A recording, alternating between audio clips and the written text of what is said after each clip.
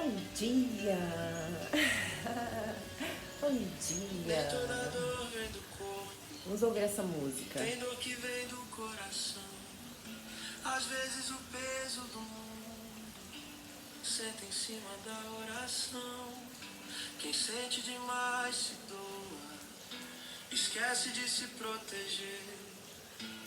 Mas se o ori não tá firme, qualquer vento faz tremer. Sente o que vem, mas deixa passar. Ouve chamado, aprende a filtrar. O dom é luz pra te guiar, não pra te machucar. Sente, mas não carrega. Acolhe, mas deixa ir. O dom é pra iluminar, não pra te ferir. Firme o ori, respira e confia. Deixa a fé conduzir. Quando o espírito se alinha, nada de fora vai te atingir. Arruda pra cortar o peso. Lindo, né? Pra te alegrar. Isso é para os nossos amigos trabalhadores da luz, que às vezes sofre tanto, né? Quando acolhe um irmão, e é super natural. Quem não sofre, né? Com a dor de um irmão. Então, essa música vem justamente para falar isso, para a gente firmar o nosso ori. O que é ori, Etienne? Consciência, né? Quem não tem conhecimento aí nessa jornada da experiência com entidades no campo africano, da Umbanda, é maravilhoso.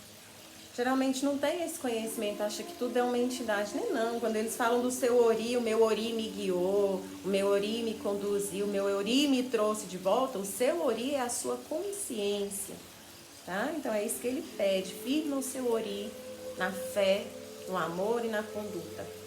Você consegue, né? Auxiliar o seu irmão sem sofrer junto com ele. Vamos lá começar? Então vamos fechar os nossos olhos, elevar o nosso pensamento ao nosso Mestre Jesus, agradecendo mais essa oportunidade de estudo, de conhecimento, de aprendizado. Mestre, gratidão pela chuva, gratidão pelo vento, gratidão pela vida, gratidão pelo aprendizado diário, pela convivência.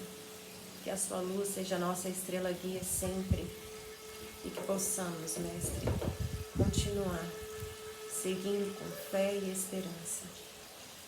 Que a sua luz se estenda no coração de todos que buscam o conhecimento da sua palavra na íntegra, de forma consciente, equilibrada e verdadeira. E também aqueles que percebem que a carência moral é maior que a material e talvez a mais importante, que possamos levar ao coração dos nossos irmãos que muitas das vezes as nossas dores são causadas pelas nossas escolhas. Que a sua luz se estenda aos nossos corações e consciência hoje e sempre. E que assim seja. Que assim seja. Vamos começar? Hoje a tia vai no improviso. Porque a tia não estudou. De novo, né? A tia ainda não voltou ao normal dos estudos. Mas vamos lá. Na verdade, a tia deu uma relaxada. Tava precisada de dar uma relaxada. Aí até a gente voltar, né? Já vai pegando no tranco. Olha, nem minha vaidade voltou, ainda tá de férias. Fica aí, vaidade. Dá um trabalho. Então vamos lá, Evangelho segundo o Espiritismo, capítulo 23. Ai, não tô gostando dessas músicas não. Capítulo 23, moral estranha. Quem não odeia seu pai e sua mãe? Aí aqueles ensinamentos, né, que a gente fala assim, meu Deus do céu, acho que quando chegar nessa época Jesus já estava meio confuso. Mas né, não, é porque ele já cobrava mais também da nossa compreensão, do nosso campo de visão. Então vamos lá, esse aqui já é mais baixinho. Quem não odeia seu pai e sua mãe? Abandonar pai, mãe e filhos. Deixai aos mortos o cuidado de enterrar seus mortos. não vim trazer a paz, mas a divisão. Quem não odeia seu pai e sua mãe? É a primeira leitura e a gente estava lendo os conteúdos que a gente vai estudar. Abandonar pai e mãe, quem não odeia seu pai e sua mãe, abandonar mãe, pai e filho, deixai aos mortos o cuidado de enterrar seus mortos, não vim trazer a paz, mas a divisão. Então vamos começar. Quem não odeia seu pai e a sua mãe? Eita, nossa amiga, ó. Vamos esperar não, né? Vamos? Então vamos. Uma grande multidão de povo caminhando com Jesus, ele se volta para eles e lhes diz: se alguém vem a mim e não odeia seu pai e sua mãe, sua mulher e seus filhos, seus irmãos e suas irmãs, e mesmo sua própria vida, não pode ser meu discípulo. E todo aquele que não carrega sua cruz e não me segue, não pode ser meu discípulo. Assim, todo aquele que dentre vós não renuncia a tudo o que tem, não pode ser meu discípulo. São Lucas, capítulo 14, versículo 25, 26, 27 e 33. Chega a nossa amiga aí, né? Vamos esperar. Gente, enquanto nosso amigo passa, me dá 5 segundos. A gente hoje está sozinha. A gente hoje está sozinha, cuidando de si mesma. E aí ele esqueceu, lógico, né? Um monte de coisa. E aí eu vou aqui buscar rapidinho, enquanto nosso amigo passa. 2 minutinhos eu já tô chegando, tá?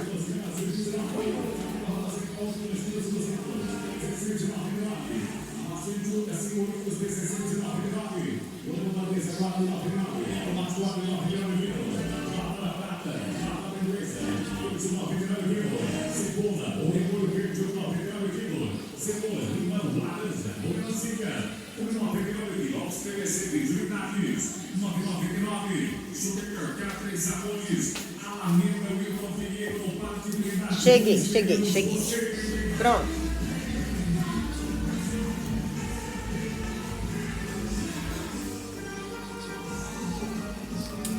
Pensa, né?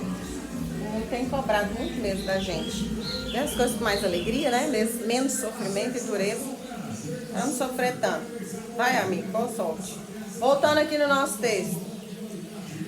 Aquele que ama seu pai ou sua mãe mais do que a mim, não é digno de mim.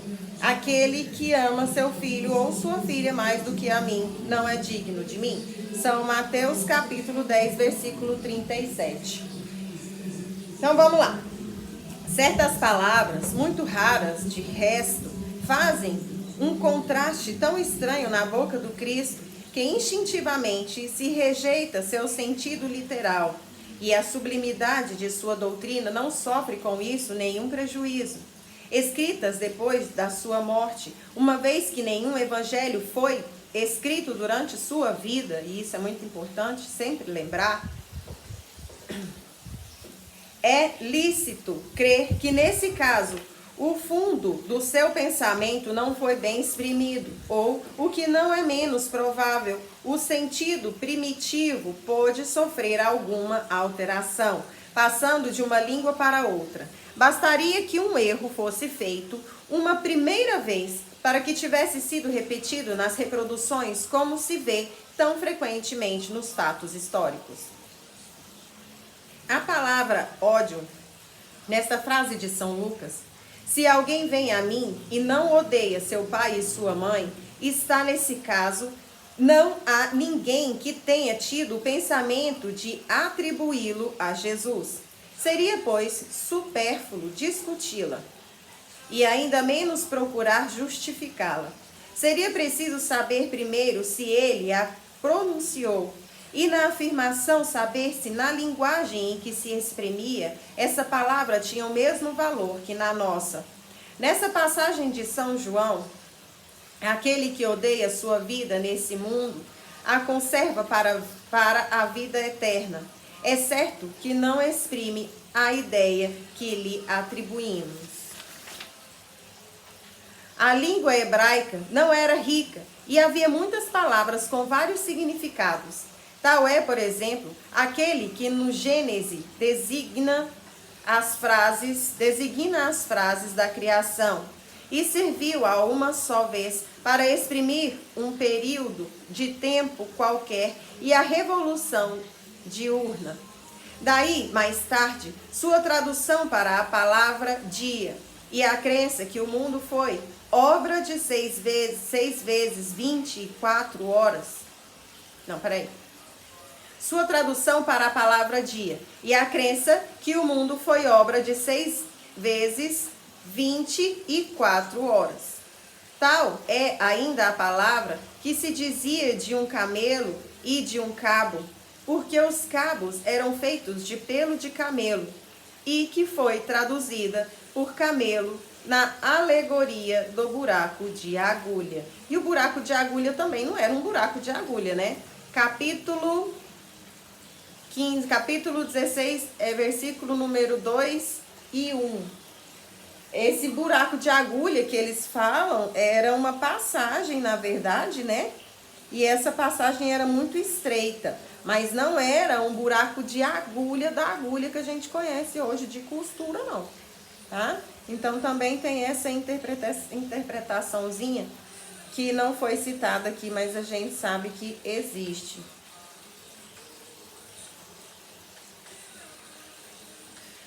Ai, só um minutinho.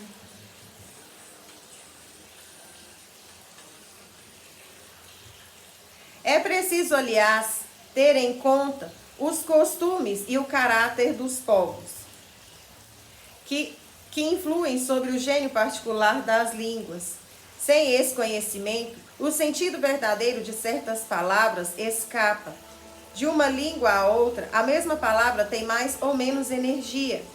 Pode ser uma injúria ou uma blasfêmia em uma e não significar em outra.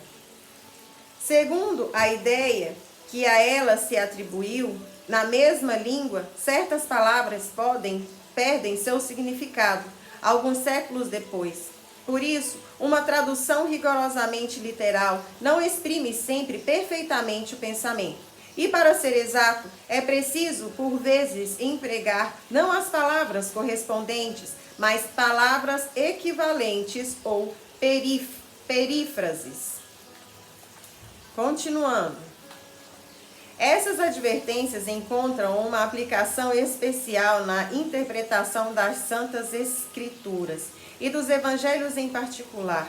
Se não se leva em conta o meio no qual viveu Jesus, fica-se exposto a equivocar-se sobre o valor de certas expressões e de certos fatos, em consequência do hábito que se tem de comparar os outros a si mesmo. Por essa razão, é preciso, pois, afastar da palavra ódio a acepção moderna como contrária ao espírito do ensinamento de Jesus.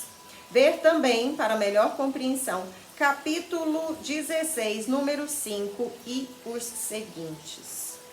E aqui a gente encerra, então, a primeira leitura desse capítulo. Quem não odeia seu pai e sua mãe?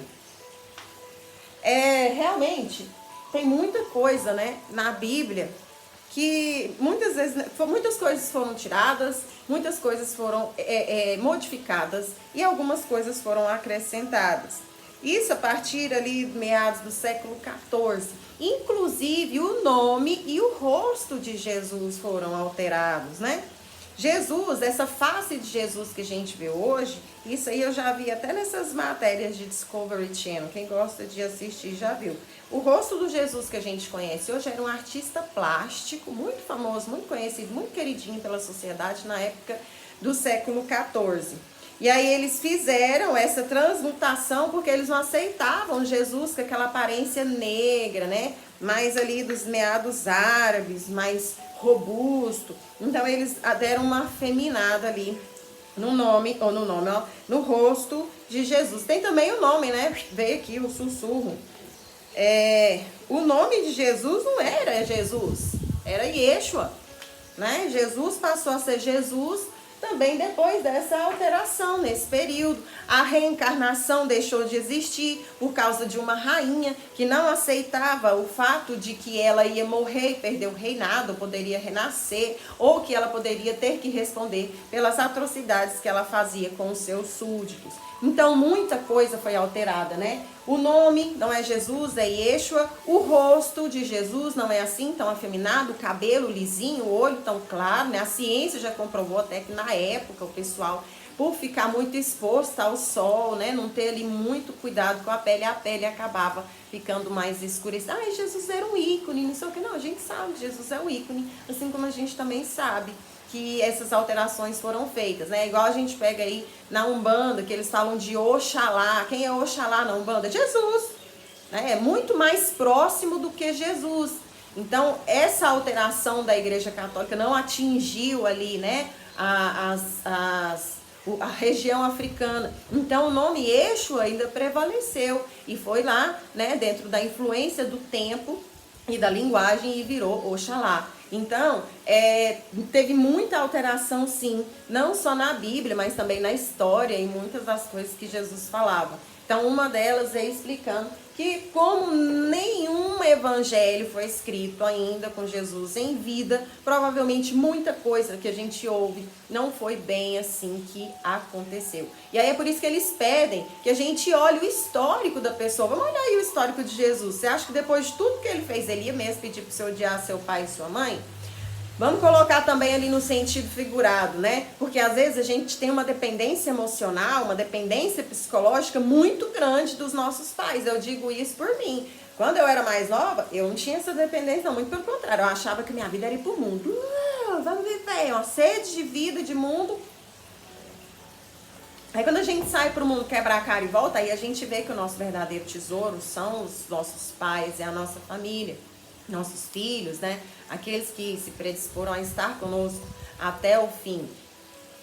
Então, a gente precisa, sim, desse amor, mas não pode ser uma dependência emocional. A gente pode ter esse amor, essa dependência louca? Pode, por uma pessoa que te dá ali um norte, né? Um ícone, ele é um ponto. Ele sabia que um dia ele ia morrer, ele ia ser um símbolo. Ele ia morrer, não, porque ele morreu, né? Ele ia desencarnar e ia se tornar um símbolo. Então, ele estava ali pedindo para que você não depositasse essa dependência emocional em ninguém, porque é uma responsabilidade muito grande. Você acha que é fácil carregar ali suas expectativas? Você acha que seus pais merecem carregar? Qualquer pessoa que seja carregar suas expectativas? Não. Mas Jesus, ele é tão maravilhoso que ele está disposto a carregar suas expectativas. Deposita nele tudo que você acha que deveria, que com certeza ele vai te surpreender em algum momento. Desde que você esteja aberta aí para ouvir o seu ori, a sua consciência. Beleza? Vamos lá? Evangelho não. Livro dos Espíritos. Estudar para nós não dar rata. Nós estamos no capítulo 11, questão de número 890, amor material e filial. Beleza? E ele é pequenininho. Acho que hoje dá pra gente adiantar ali no livro, né? Porque na semana passada a Titi não estudou com vocês. Mas essa semana vai dar. Vamos lá. Amor material e filial. Pergunta de número 890. O amor material é uma virtude ou um sentimento instintivo comum aos homens e aos animais? E os espíritos responderam: é uma e outra coisa. A natureza deu à mãe o amor pelos filhos no interesse de sua conservação. Mas entre os animais esse amor é limitado às necessidades materiais e cessa quando os cuidados tornam-se inúteis. Entre os homens ele persiste por toda a vida e comporta um devotamento e uma abnegação que são da virtude. Sobrevive mesmo à morte e segue o filho além do túmulo. Bem, vedes que há nele outra coisa mais do que no animal. Para melhor compreensão, vide neste mesmo livro, questão de número 205 e 385. Questão de número 891. Visto que o amor material está na natureza, por que há mães que odeiam os filhos? E isso desde o seu nascimento? E os espíritos respondem: algumas vezes é uma prova escolhida pelo espírito do filho, ou uma expiação, se ele mesmo foi meu pai ou mãe má ao meu filho. numa outra existência. Para melhor compreensão também, vide questão de número 392 desse mesmo livro.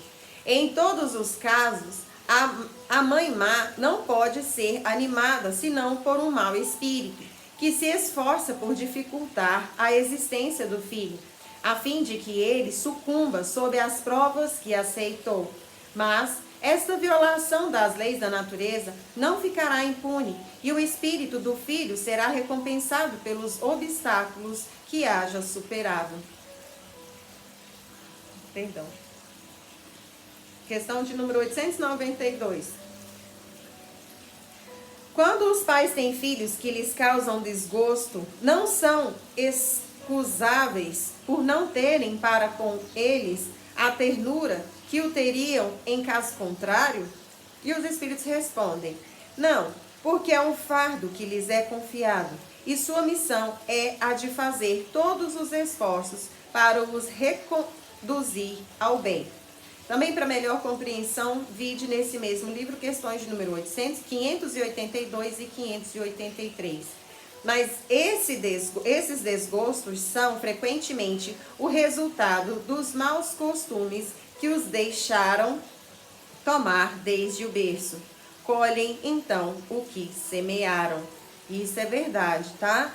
Infelizmente, a gente vê muito aí, pai e mãe, que hoje colhe um fruto muito doído com o filho, mas quando a criança era pequena não tinha paciência de conversar, não tinha paciência de explicar, não tinha paciência para fazer companhia, era só assim: ai, sai pra lá, vai deitar, ai, vai brincar, chega pra lá, não, o que você quer? Aí a criança cresce assim, né? Ela aprende a ser assim. Então, quando você envelhece e ela cresce, o jogo inverte, né? Então, se você quer aí que seu filho seja uma pessoa positiva, você vai ter que se fazer exemplo.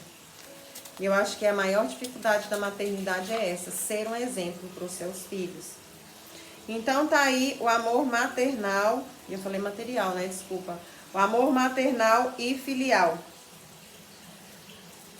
Do último capítulo. Deixa eu ver o capítulo. Capítulo 11.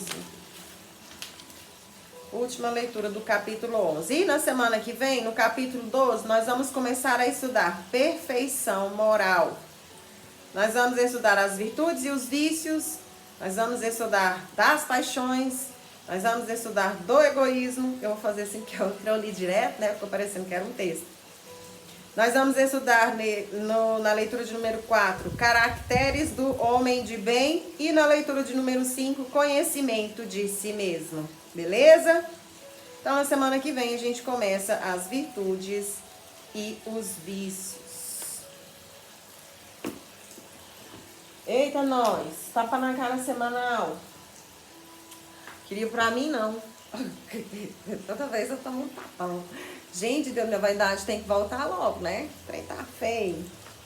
A preguiça não quer ir embora. Como é que faz? Gostou daqui. Viajou pra cá e aqui quer ficar. Convidar alguém para almoçar ou jantar em sua companhia. Bora lá, bora lá. É o meio de estar com alguém que talvez esteja necessitando de uma palavra amiga, um gesto de apoio, um estímulo. 1 ou 2 horas de convívio afetuoso talvez devolva àquele coração a alegria e o entusiasmo de que se acha necessitado. A atenção sincera de um amigo nas horas de crise reacendem as esperanças e reanimam o espírito. A solidão dói, e quando a fase é de crise, dói mais ainda. Mesmo independente dessas situações, se você tem possibilidades, convide sempre alguém para estar com você no suave clima da amizade. Abra o seu coração e convide o companheiro para entrar. E que assim seja. É necessário, né? Mas hoje em dia eu acho tão complicado. Não vou mentir, não. Eu acho que essa leitura, mais uma vez, pra mim, acho que todos os tapas na cara semanal que veio pra mim, né? Não tem lógica. Cara, eu confesso que eu ando muito fechada.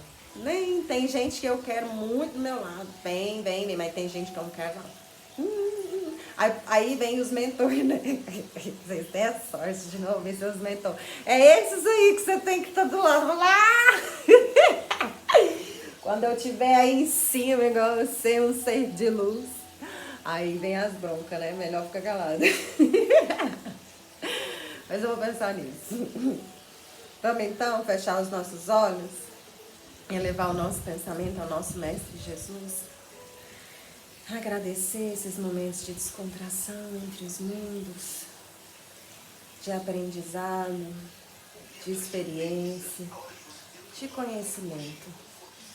Amado Mestre Jesus, que a sua luz possa se estender a todos que buscam o seu amparo, o seu auxílio, todos aqueles que se encontram em aflição, em desespero, aqueles que se encontram cansados, em desânimo.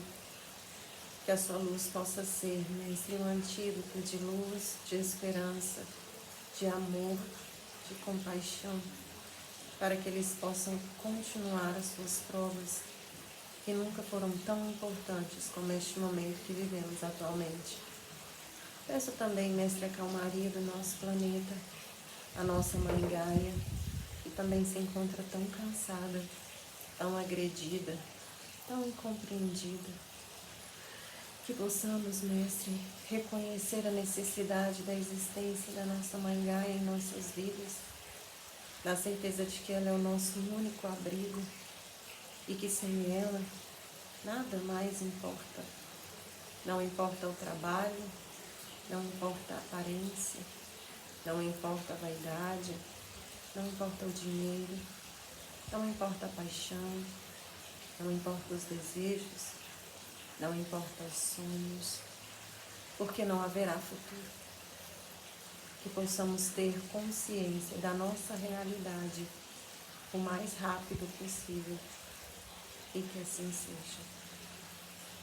Assim seja. Vamos lá? Continuar.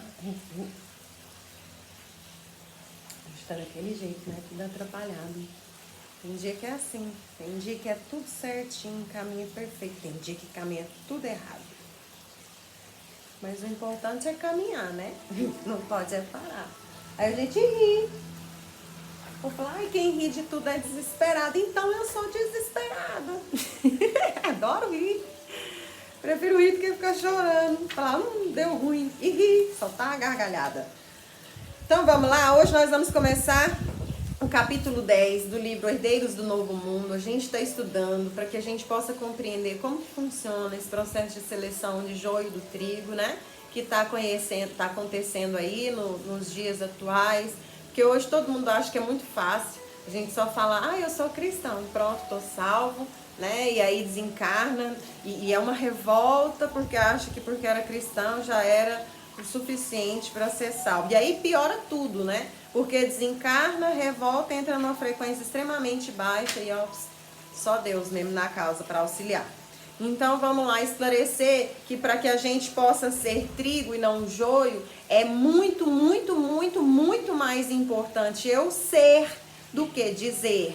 Que o dizer nunca é levado a sério, mas ser, fazer é que sim são avaliados. Vamos voltar então no texto que a gente já leu na semana passada e a gente dá a continuidade. Peixoto, um materialista, capítulo 10, aberto com o texto de São Lucas. São Lucas, capítulo 16, versículo de 1 a 13. E dizia também aos seus discípulos, havia um certo homem rico, o qual tinha um mordomo, e este foi acusado perante ele de dissipar os seus bens. E ele, chamando-o, disse, que é isso que ouço de ti?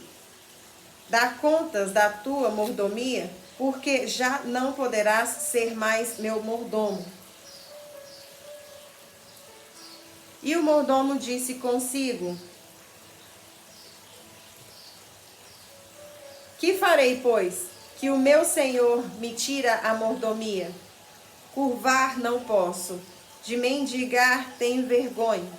Eu sei o que hei de fazer para que, quando for desapossado da mordomia, me recebam em suas casas. E chamando a si cada um dos devedores do seu senhor, disse ao primeiro: quanto deves ao meu senhor? E ele respondeu: 100 medidas de azeite. E disse-lhe: toma a tua obrigação, e assentando-te já escreve 50.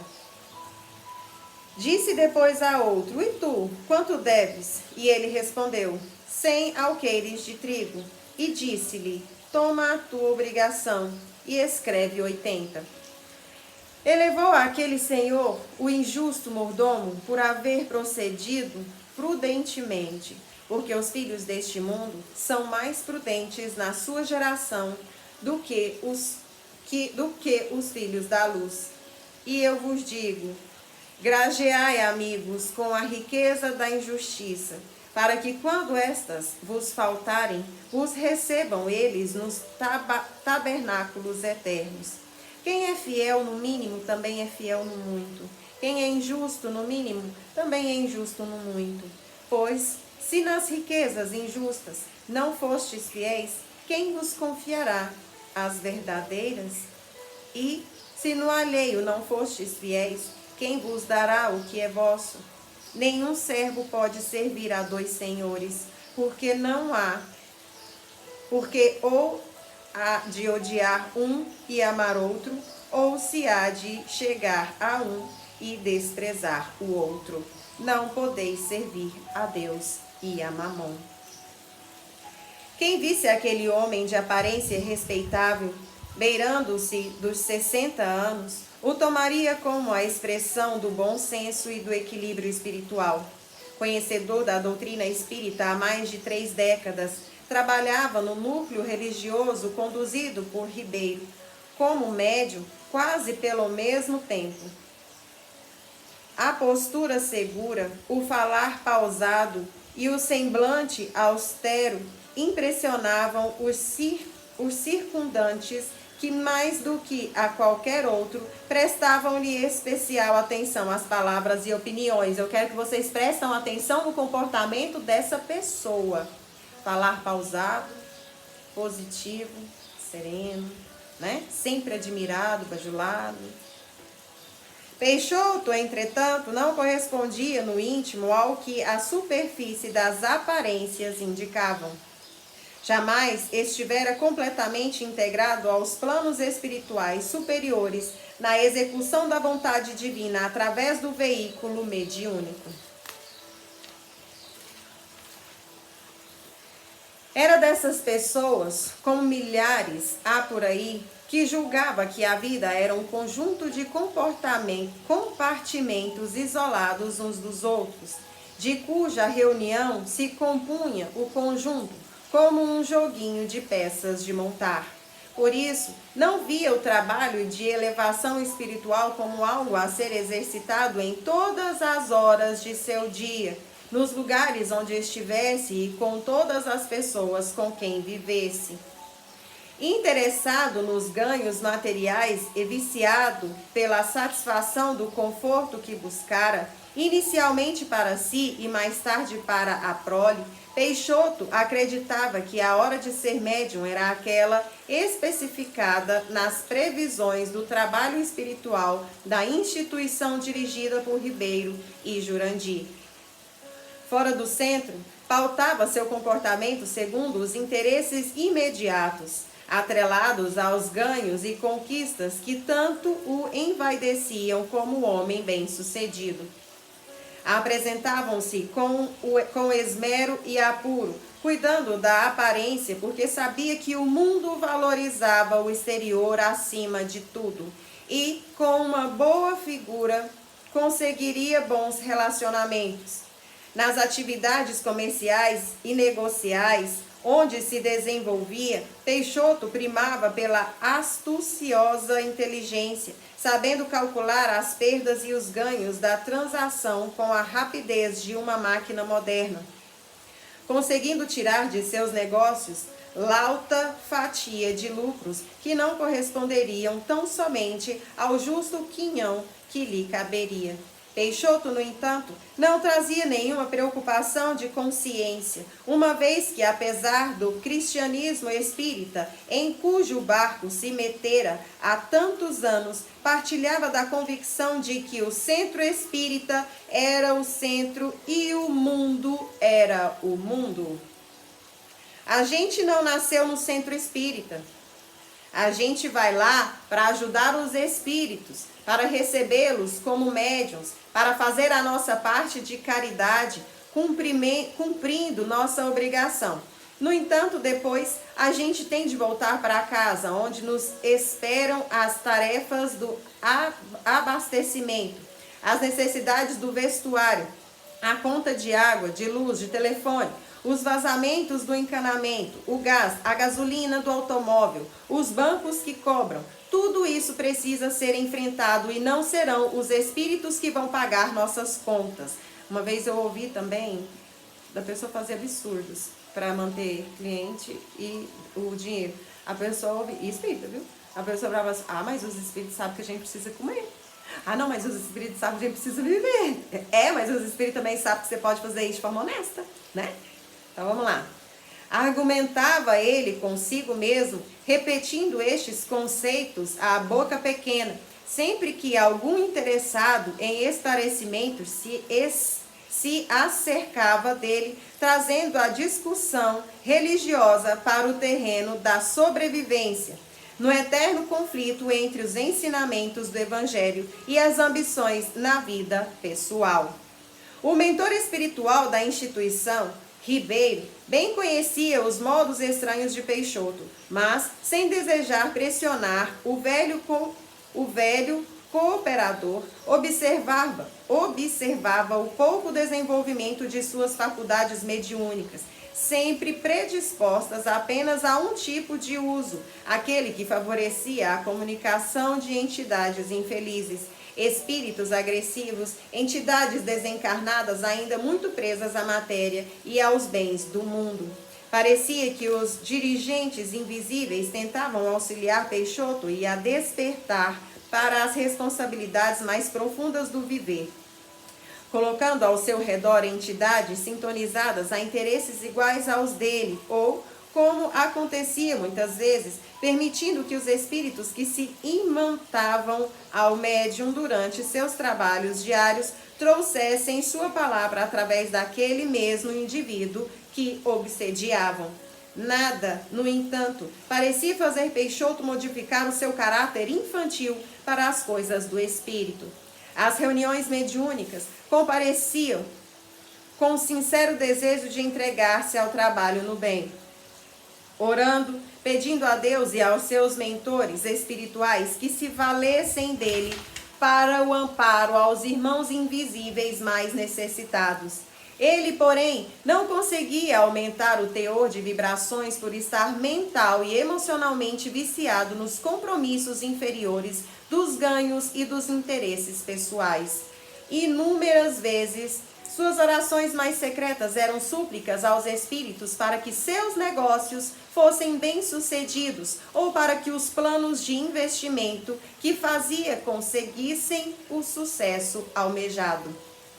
Assim, logo que se acercaram de Peixoto para o início da avaliação, Jerônimo e Adelino o encontraram em seu gabinete de trabalhos diários, em meio a contratos e títulos, queimando os neurônios para solucionar a difícil situação financeira na qual se encontrava comprometido.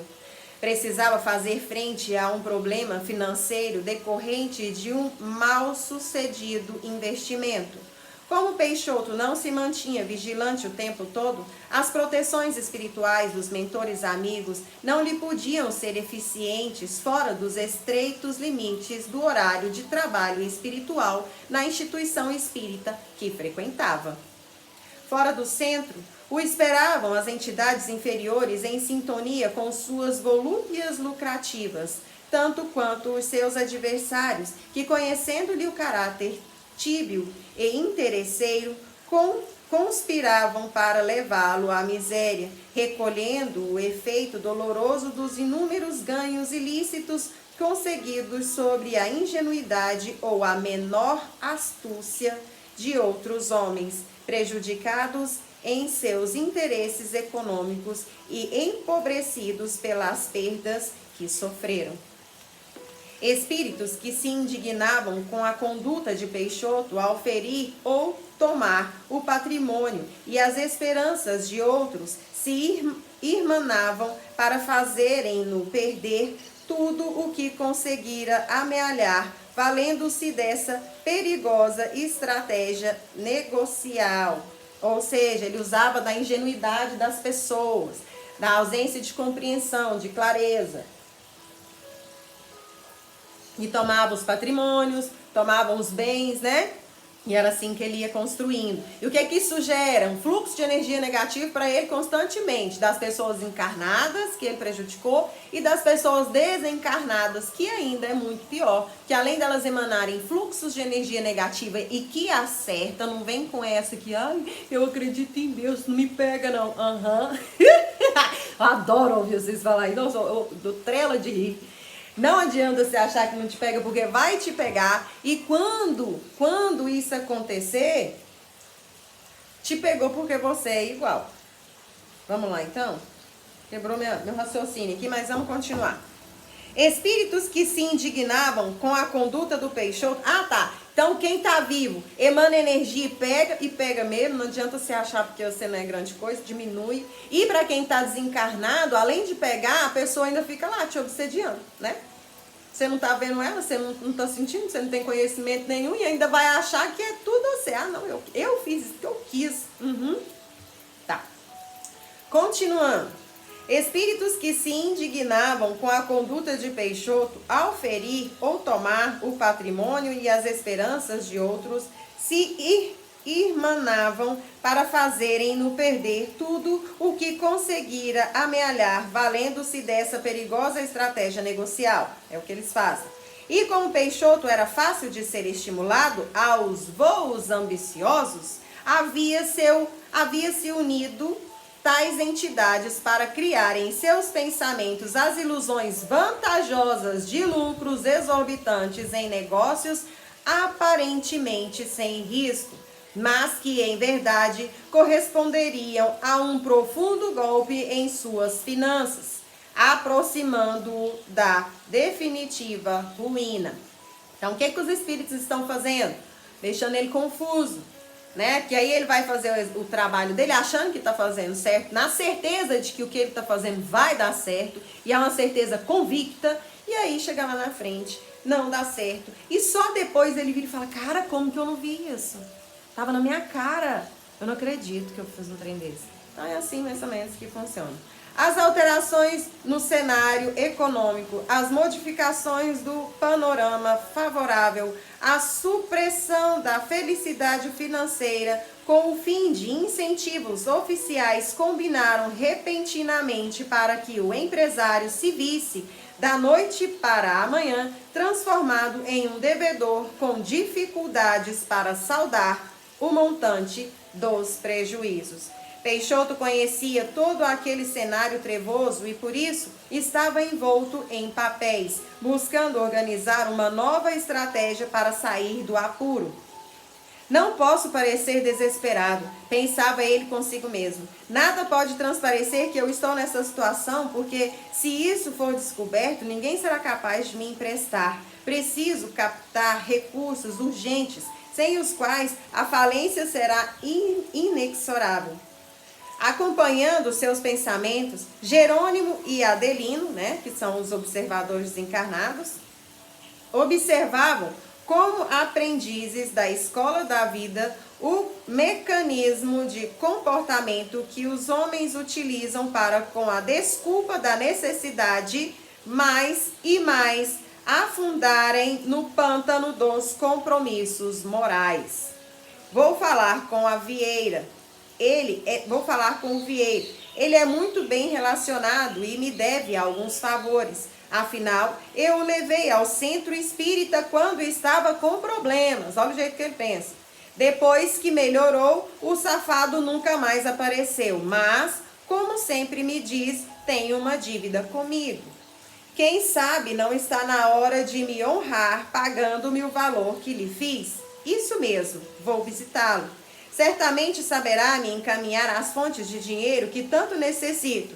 Isso se ele próprio não estiver disposto a me ajudar, devolvendo-me gentileza. Ah, tenho também o Alceu, e ele já vai lembrando dos amigos, né? Aquelas amizades, que nunca foi amizade. Sei que ele está passando por problemas familiares com a iminente separação da esposa. Cheio de dinheiro e não ter mais onde guardar. Está numa disputa financeira com a mulher que o deseja ver infelicitado com a perda da metade de seu patrimônio num processo de separação judicial.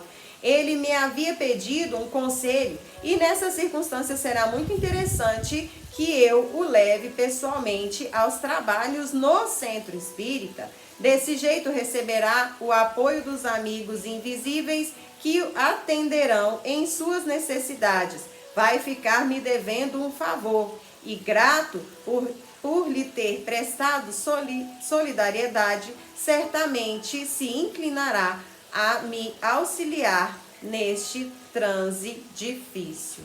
E aí a gente encerra aqui, né, com esse exemplo absurdo de uma pessoa que se diz espírita. Gente, essas histórias, apesar dos nomes serem fictícios, são histórias reais, tá? Então aqui a gente encerra para começar na semana que vem, colocando a mão aí na consciência. Será que eu sou assim também? Será que eu sou gente boa só enquanto eu estou recebendo? Será que quando eu deixo de receber, eu não sou mais gente boa? Né? Então vamos ficar aí com a perguntinha na cabeça. E na semana que vem a gente se encontra mais uma vez para mais um momento de estudo, beleza? Muito obrigado, muito obrigada, muito obrigada. Gratidão, gratidão, gratidão. Que assim seja para quem é de assim seja. Axé para quem é de axé. Amém para quem é de amém. Beleza? E namastê para quem é de namastê. Beijo no coração, gente. Até semana que vem. Muito obrigada por estar comigo. Tchau, tchau.